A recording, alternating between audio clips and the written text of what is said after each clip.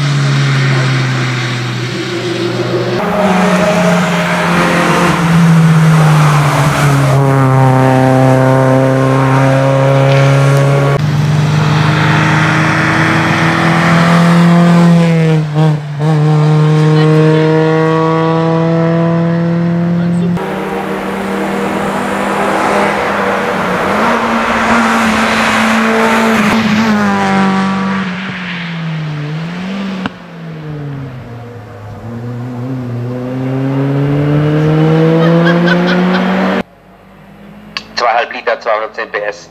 Schnelles Auto. Nur gestern bei vollem Regen über 2 Minuten gekommen, sonst unter 2 Minuten.